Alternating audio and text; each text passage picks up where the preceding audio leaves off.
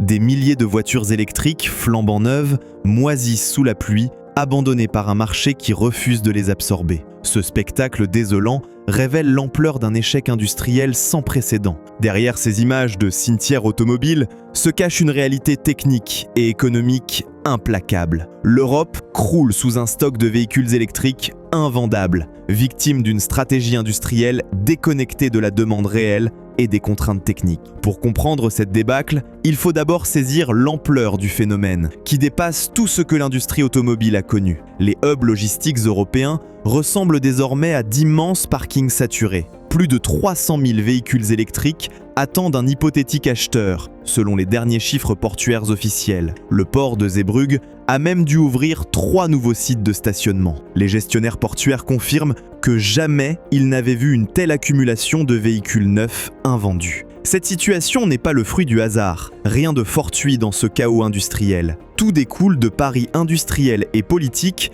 pris il y a 3 ans, quand les constructeurs et les gouvernements européens ont massivement investi dans l'électrique, portés par l'euphorie des subventions et la promesse d'un marché en croissance exponentielle. Aujourd'hui, la réalité rattrape brutalement ces projections optimistes, avec une violence inouïe. La fin du bonus écologique français, au 1er juillet 2025, a agi comme un révélateur impitoyable. En quelques semaines, les immatriculations de véhicules électriques ont chuté de 6,4% au premier semestre, brisant la dynamique artificielle créée par les aides publiques. Sans perfusion financière, ces véhicules ont-ils réellement leur place sur nos routes ? Les constructeurs se retrouvent pris au piège de leurs propres investissements pharaoniques. Stellantis accumule les invendus de Peugeot électrique 208 et Citroën électrique C4, malgré des remises agressives qui dépassent parfois 8 000 €. Des ristournes qui transforment ces véhicules en véritables gouffres financiers. Renault voit ses Zoé et Mégane E-Tech stagner chez les concessionnaires, avec des délais de vente qui s'allongent dramatiquement.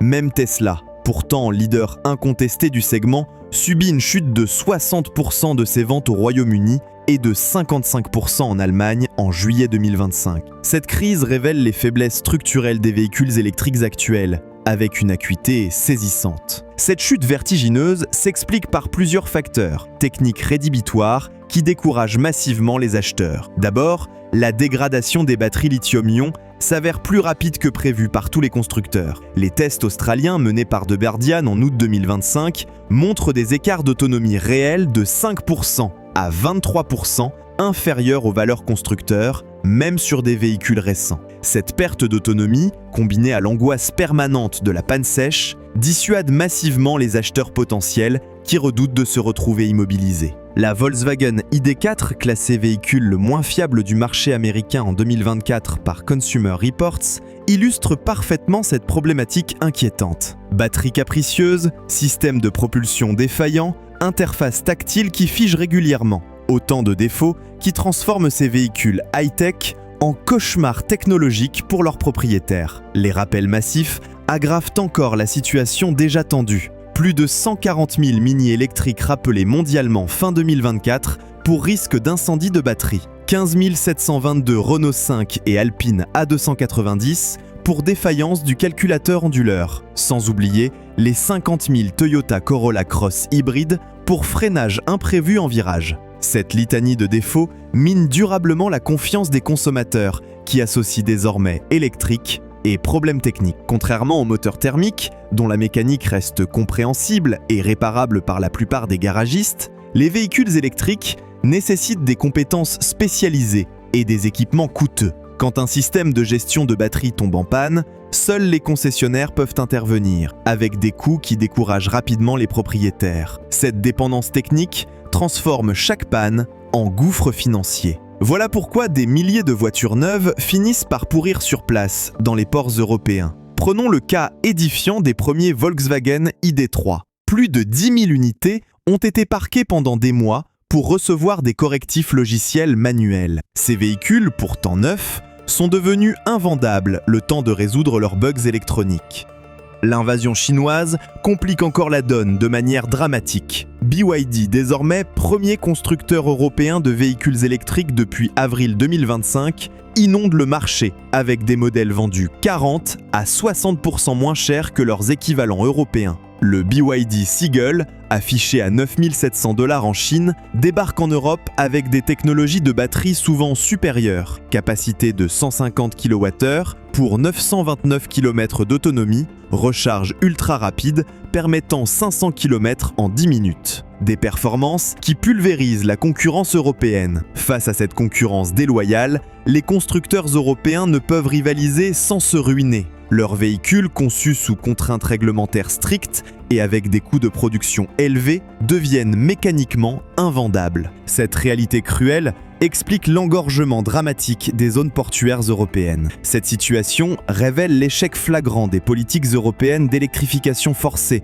menées tambour battant. Les normes CO2 de 93,6 grammes par kilomètre en 2025, puis l'interdiction totale des moteurs thermiques en 2035, ont contraint les constructeurs à investir massivement dans des technologies immatures, sans considération pour la demande réelle. Comment l'Europe a-t-elle pu miser l'avenir de son industrie sur un château de cartes ? Volkswagen illustre parfaitement ce piège réglementaire avec une violence inouïe. Le groupe a investi 180 milliards d'euros dans l'électrique, mais ses ventes de véhicules électriques reculent de 3,4%, malgré cette somme colossale. Porsche a même dû provisionner 3,1 milliards d'euros de charges exceptionnelles pour abandonner ses objectifs électriques et revenir aux motorisations thermiques. L'exemple de Northvolt symbolise également cet échec européen retentissant. Ce champion des batteries censé rivaliser avec les géants asiatiques CATL et LG a fait faillite en mars 2025, avec 7,33 milliards d'euros de dettes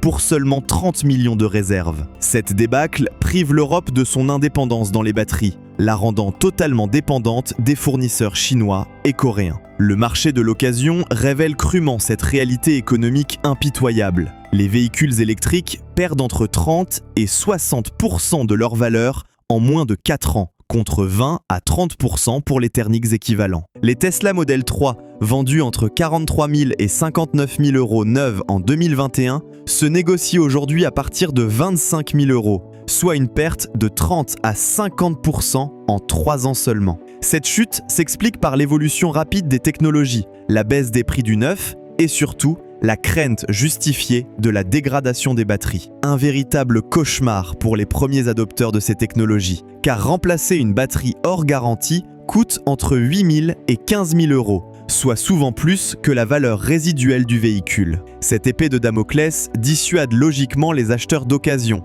qui dépriment encore davantage les valeurs résiduelles. Les assureurs ont d'ailleurs intégré quatre réalités économiques brutales. Ils facturent leurs primes 30% plus cher pour les véhicules électriques que pour leurs équivalents thermiques. Cette surcharge reflète les coûts de réparation élevés et les risques techniques spécifiques à ces véhicules. Une double peine pour des automobilistes déjà échaudés. L'infrastructure de recharge aggrave encore la situation déjà compliquée. Malgré les promesses politiques, jusqu'à 20% des bornes publiques restent hors service ou en maintenance, avec des délais de réparation qui se comptent en semaines. Le coût de la recharge publique explose également. Sur autoroute, il dépasse désormais celui d'un plein d'essence équivalent, anéantissant l'argument économique de l'électrique. L'absurdité totale. La hausse de la TVA sur l'électricité au 1er août 2025, passée uniformément à 20%, renchérit encore les coûts de possession. Cette mesure fiscale, justifiée par la conformité aux directives européennes,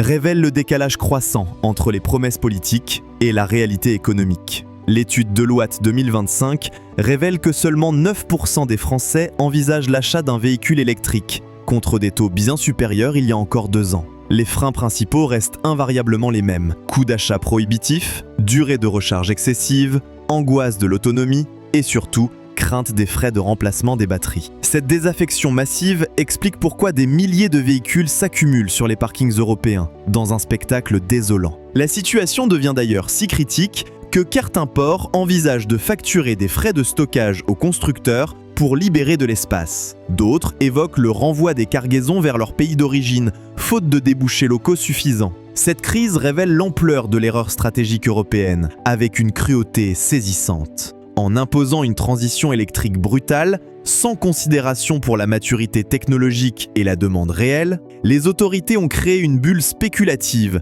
qui explose aujourd'hui. Les milliers de véhicules invendus témoignent de ce décalage béant entre les objectifs politiques et la réalité du marché. L'ironie de la situation tient dans le fait que ces véhicules deviennent rapidement obsolètes. L'évolution rapide des technologies de batterie rend les modèles de 2022-2023 déjà dépassés face aux nouveautés chinoises. Cette obsolescence programmée décourage encore davantage les acheteurs potentiels, qui refusent d'investir dans des technologies périssables. Une logique parfaitement compréhensible. Pendant ce temps, les véhicules thermiques retrouvent paradoxalement une seconde jeunesse inattendue. Les diesels d'occasion, longtemps diabolisés, voient leur prix se stabiliser, voire remonter légèrement. Les acheteurs redécouvrent leurs avantages indéniables. Fiabilité éprouvée, coût de possession maîtrisé, autonomie réelle, réseau d'entretien dense et compétent. Des qualités qui contrastent crûment avec les déconvenues électriques. Toyota capitalise brillamment sur quatre tendances, avec sa stratégie hybride classique, mais sans tomber dans le piège du tout électrique.